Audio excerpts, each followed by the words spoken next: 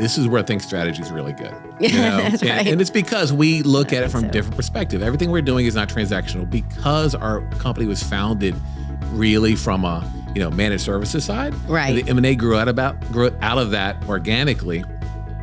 We're able to really look at the layers internally at these firms and get a good sense and then ask some of those pressing questions that you're talking about. Yeah. And I think the way, I try to do that very thoughtfully.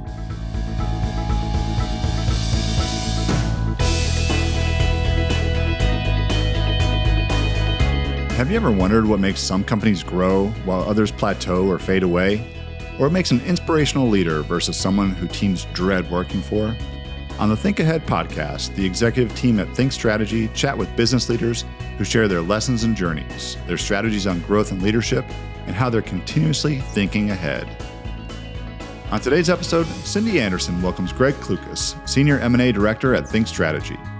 Greg is skilled in strategic planning and development, operations, and shareholder value improvement, as well as all aspects of mergers and acquisitions from the vantage point of both buyer and seller. Here's Thinc Strategy CEO, Cindy Anderson.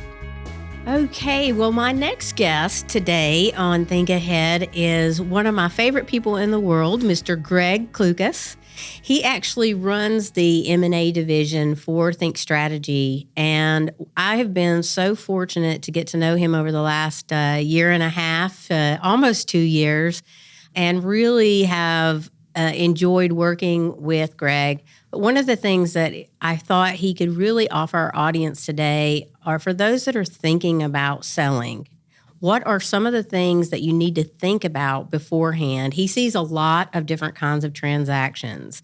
And so I know everyone is going to really enjoy hearing the words of wisdom from Greg. So Greg, welcome to the podcast. Well, thank you for having me. It is an honor to be with you as well, Cindy. And I've truly enjoyed and learned a lot from being with you the last year and a half. And certainly I do see a lot of companies, both small and large, and get a chance to take a look at kind of the struggles and opportunities that they have. And it's exciting. And, again, I appreciate you having me. Well, my first question is, what are some of the things that folks that are thinking about exiting their business, what are some of the things they need to think about in order to get the greatest value, but also just be ready to sell? Yeah, well, it's a very loaded question, as you know. Yeah. And, what we find, a couple of things. First, we work with great operators. We work with great owners of businesses that are really, really good at what they do. Yes. And I think with the current markets the way they are, they see opportunity to sell at some point, and they're trying to make sense of what that market looks like. So what we try to do at Thinc is come in and help these firms really identify kind of the low-hanging fruit that's going to allow them to maximize value. And this can come in a lot of different ways. It can come from their operating procedures, from their technology, from cleaning up their books, from understanding the leadership structures they have, and then understanding what the market is currently doing and what the market sentiments are at that point and kind of where they want to take it. I think ultimately so many of the owners, what they really truly want is for the people that they have invested in their firm to feel comfortable with the transaction.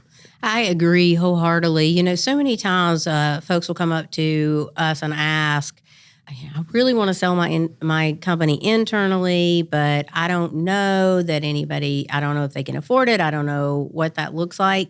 And one of the things that I always like to tell people is don't get hung up on the how in the beginning. Really get to what do you want from this transaction? What are you looking for? Really, and to your point, most of our clients are professionals who work with a group of people they want to make sure are not going to be displaced because of a decision they make. That's right. And so talk to me a little bit about different things that you talk to these sellers about or potential sellers. How long should they be thinking about this before they get ready to actually execute a strategy? So again, and obviously there's some nuance to some of this, but it's a great question because I think we have such great operators and great owners of these businesses.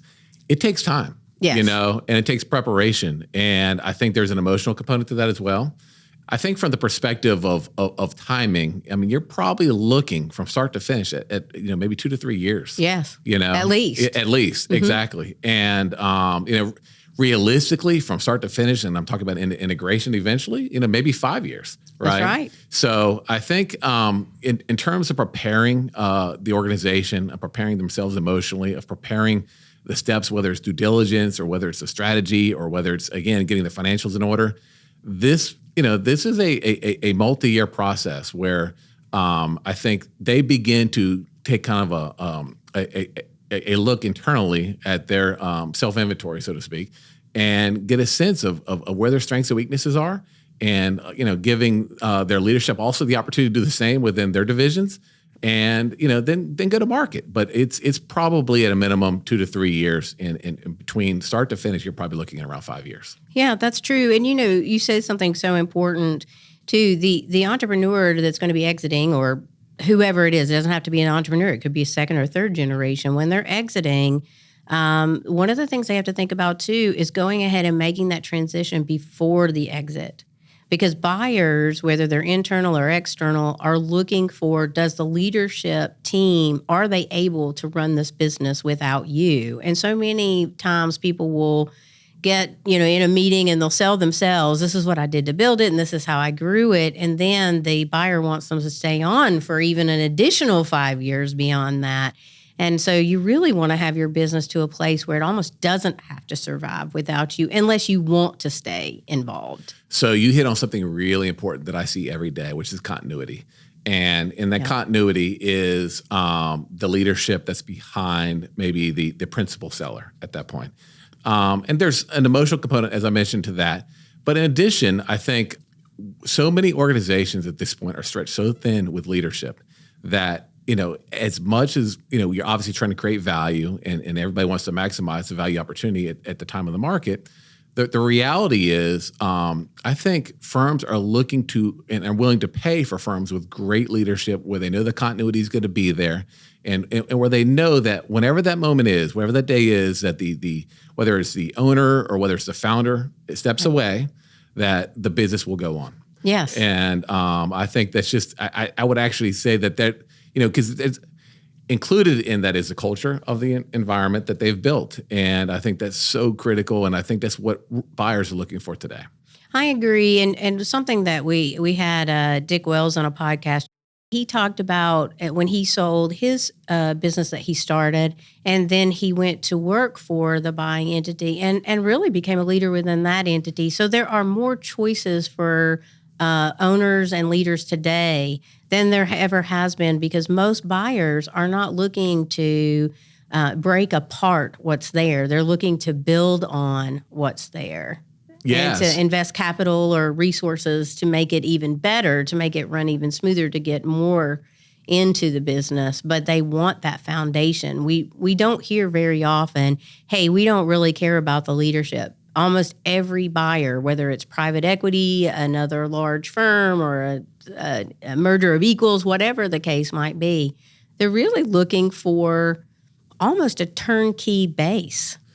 So again, you hit on a lot of really important components right there. One of the things that comes up in a lot of my early conversations, and this is going to sound crazy, is how do we make 1 + 1 = 3 or 4? Right. How do we create value here?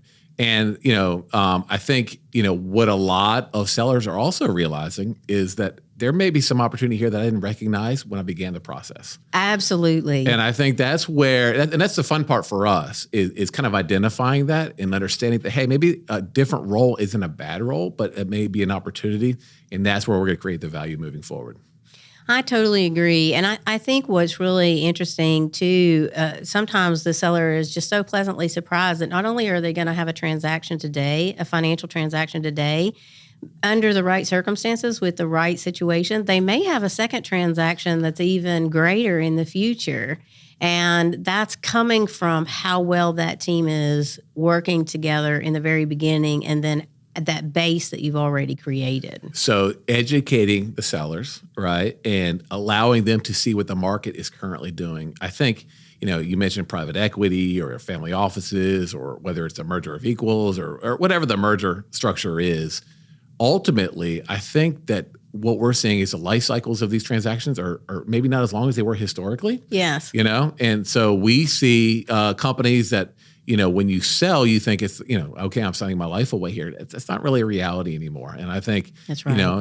Another great example are the ESOPs we work with. It's almost, a lot of these ESOPs is almost like having a secondary retirement fund structure. That's right. And, so there's so much opportunity to look at the different structures and opportunities that these sellers can have that maybe they don't realize. And I think, again, getting over that emotional hump, understanding what the market is telling them at that moment, and then, kind of give them some creative opportunities at which they can look at the development, not just of their future profession, which, again, a lot of the folks that we work with say, well, in 3 years, I want to be out. Well, guess what? A lot of them are still there 5 years later. Absolutely. And don't see a need to leave because they've been able to carve out the role that suits their lifestyle. Well, exactly. And then the exciting part for them is when they see the leadership that they developed over time become leaders in the new organization. I think there's a lot of layers to some of this, and it can be really exciting and fun in the process that they least expect when they start it. Absolutely. You talked a lot about the emotional side of this, and I always say, I'm a certified public accountant by trade, so it's hard for me to take money out of the equation and numbers out of the equation because that's how I'm wired. But what I know is in these kinds of transactions, the emotional side is the much more difficult piece to navigate.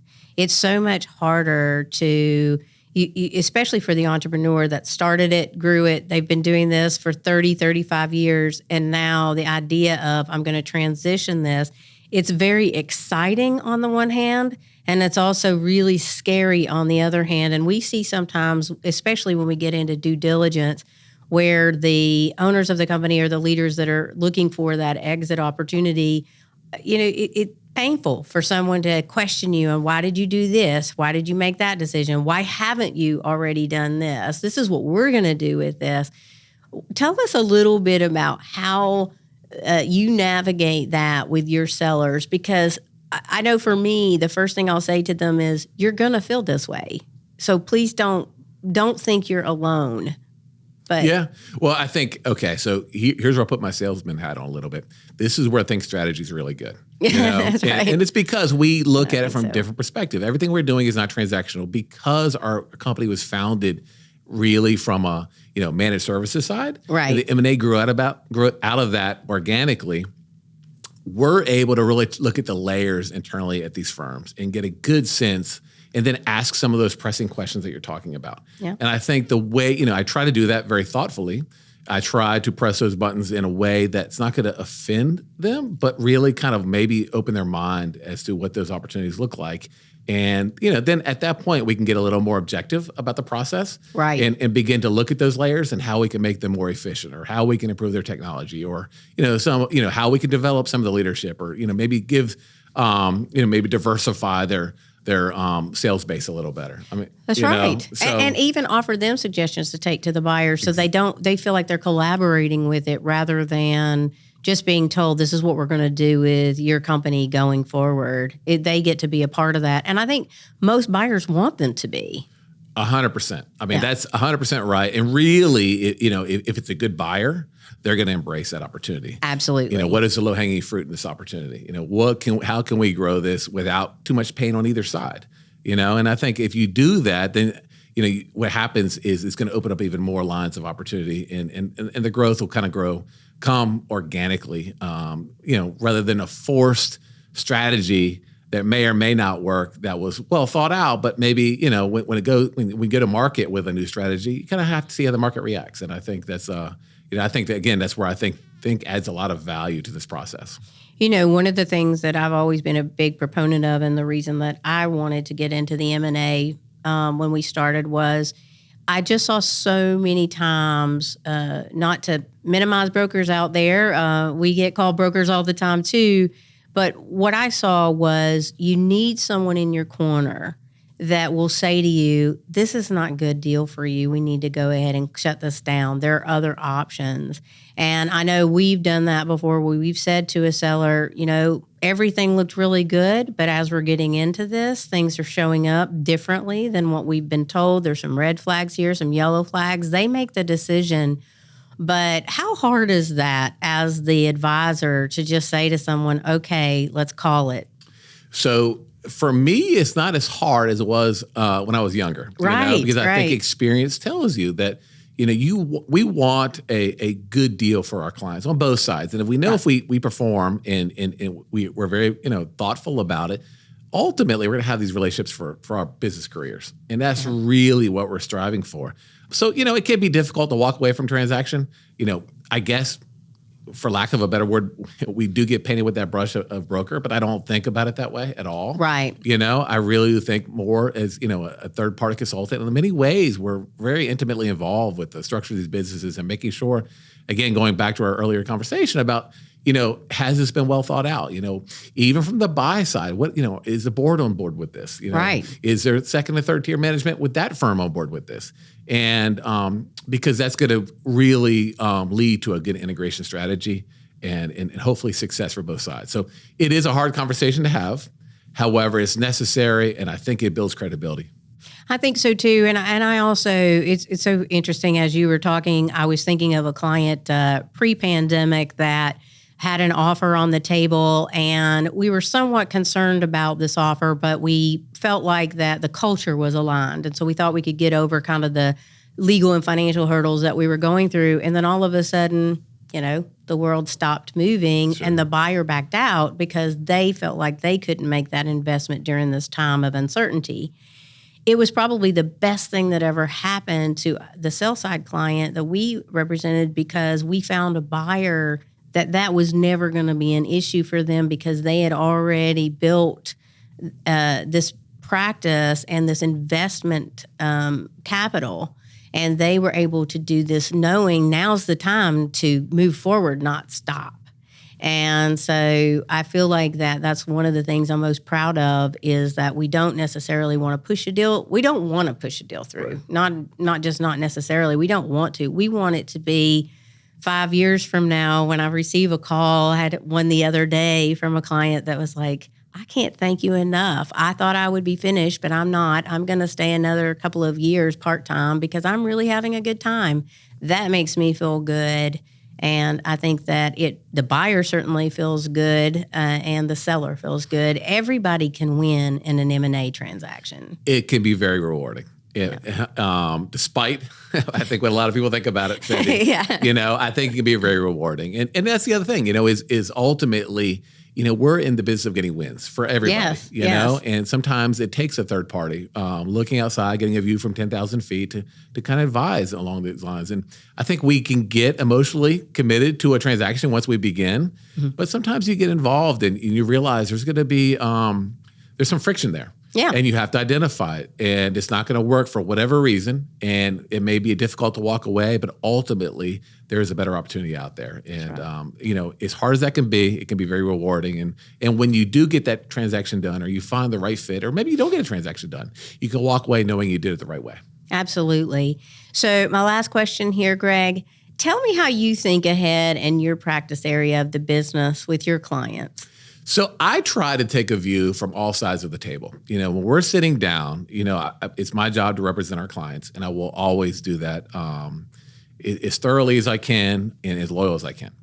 However, I try to look from all angles to maybe look and see, from the buy side, is the buyer truly ready, and is this a transaction in which they're going to win at the end of the day?